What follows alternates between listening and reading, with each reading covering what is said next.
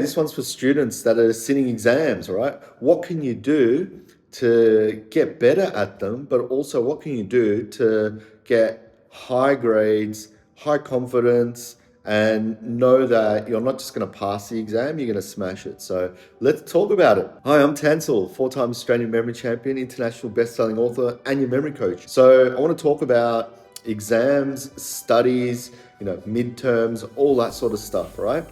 How do you approach something like this? Now, obviously, if you've done your studies and if you've done the pre-work that's needed for exam, it's going to be a lot easier. But I understand not everyone's in that situation, right? Not because you're a bad student, but it could be all sorts of circumstances. What do you do in that case? Right? What I always suggest people do is it's never too late to adopt a particular strategy to exams, even if it's a night before, right?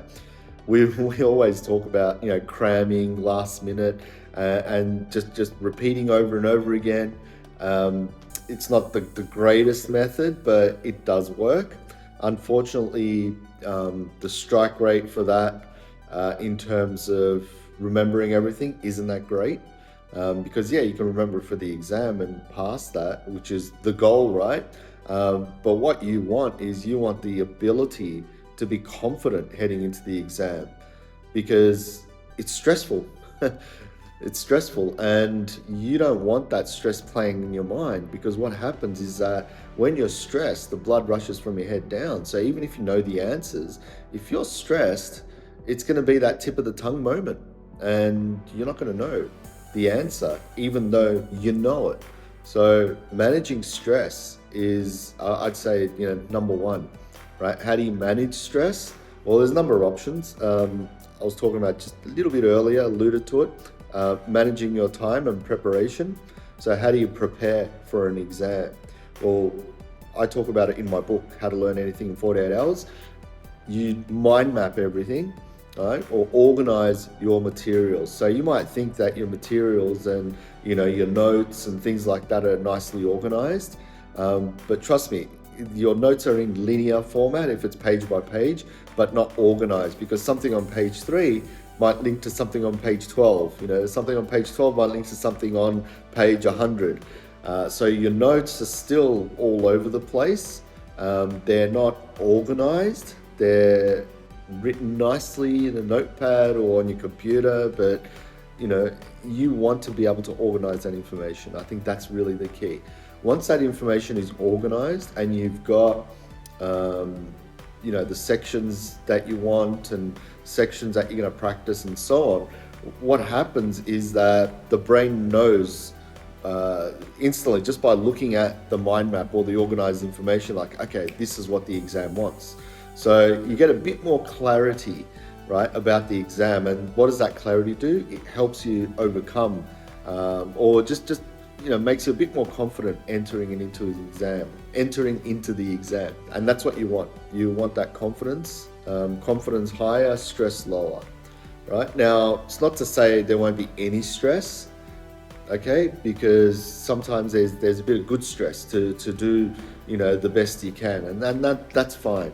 The stress you don't want is the stress that I haven't studied for this. I'm going to fail, right? And that leads me to the second sort of point for exams is you want a positive mindset, okay?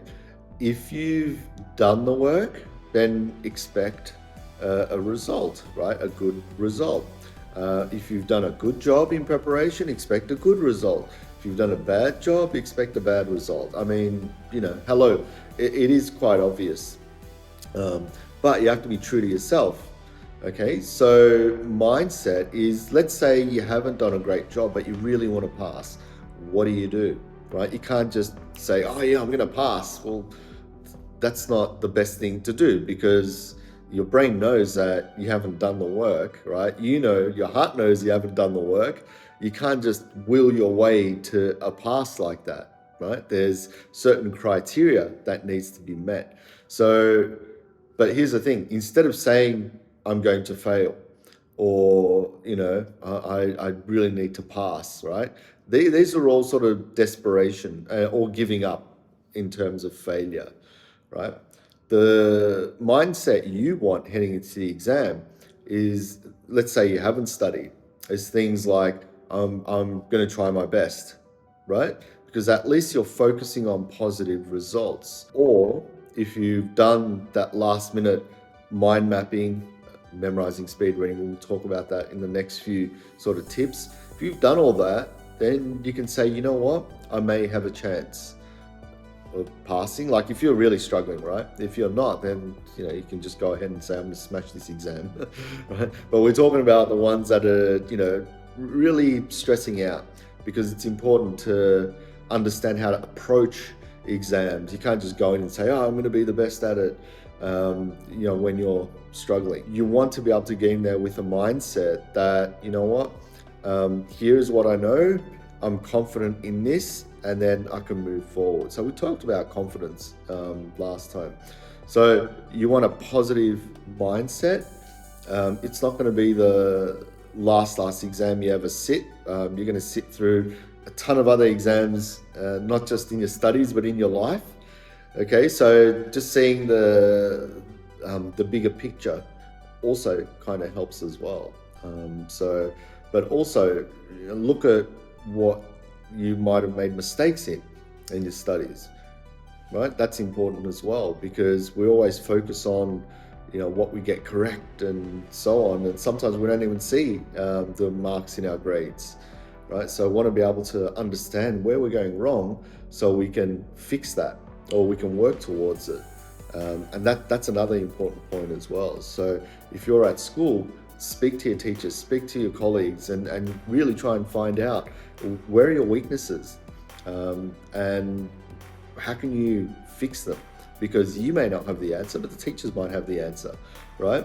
They may even give it to you throughout your schooling, right? Give not the answers, but how to fix your challenges and problems. That's all well and good, but you have to dig deeper. Ask the 5 why questions. Why am I having a problem with this? Why is that a problem? Why? Until you dig deep into the core problem, right? As a student, the onus is on you, not on the teachers, not on the education system. It's easy to blame other people, but at the end of the day, it comes down to you, right?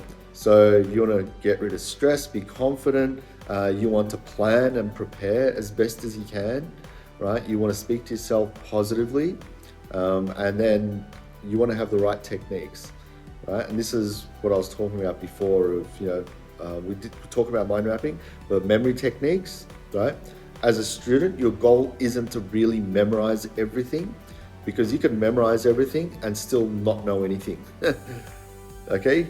So you want to be able to understand, comprehend.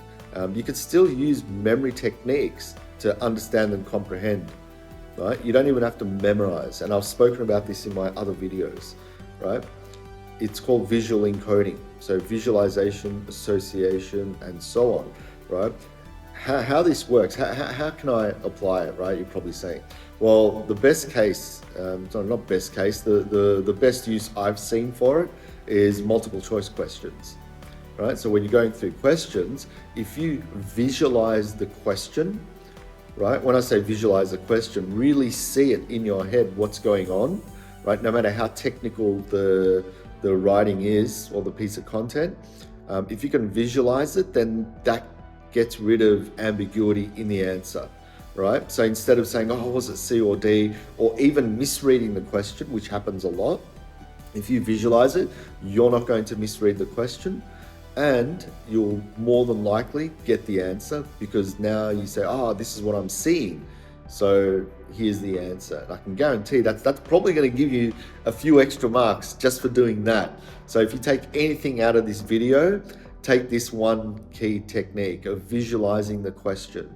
right? And if you read visually, you're going to read a lot faster. And that's getting to the speed reading component, because speed reading is not about reading really quickly with your finger or so on, right? It's not a magic trick. Speed reading is a result of reading visually, right? If you read visually, you're going to read faster, right? For example, if it says something like, I picked up my microphone, I've got one of these wireless microphones. Um, Instead of just reading it as a statement, and see, okay, what does a microphone look like, right? What's the sound like? Do you see what I mean? So I'm trying to describe it as much as I can as I'm visualizing. Yes, you might initially read slower when you're going through this process, but believe me, you're going to remember a lot more because you're encoding, you're taking something that doesn't mean anything in the moment to making sense of it, right, visually. And that's how computers essentially work as well. Like data goes in, gets computed, processed, and it spits out as a visual image, right? So that's very important. Do the visual thing, right, in your exams, and also during preparation, do the visual thing obviously as well. Don't just get into the exam and visualize. You still got to know the stuff, right? Yeah, so you've got all those things to try. The best thing you can do for an exam is prepare well, right? Because if you don't prepare, then be ready for an onslaught, right? With your mental thoughts, because there'll be stuff going on in your mind, and then you'll also have to try and do the exam, right? And that's a game you don't really want to play, right? Unless you're a psycho and just want to go ahead and do it, then go for it. But preparation is the key. Jump on my channel and watch all the other videos on speed reading, mind mapping, memory techniques. I've got a whole heap there. And if you pick up a few skills, you can easily apply it for your preparation. That'll give you a little bit more confidence, and then you'll see like that'll boost your grades. Right? Even just knowing a few things, you don't have to, attend a full 12-month program or a 6-week course or anything like that. Just a few skills to help you prepare, and you're on your way. And guess what happens? After you prepare well, and let's say you do get good grades, you're going to say, wow, this stuff's awesome. I want more, right? And then you go and seek out, more of these skills. And that's what happened to me. Once I learned a little bit and saw some results, I'm like, yeah, I'm going back for more, man. This is awesome. So success breeds success, right? So learn the skills, practice, apply, and then, just come back to this channel for more, right? So I'm happy to help you guys out. And if you really do want to, if you, stayed up until, this time, thank you for watching. I really do appreciate it. But if you have come this far, click a like on the channel, because that's going to spread this message out even further. Subscribe if you like this sort of stuff. If you've got any questions for studying, exams, midterms, all of that stuff, comment down below, or just jump on my website down below, and I'll see you in the next video. Cheers.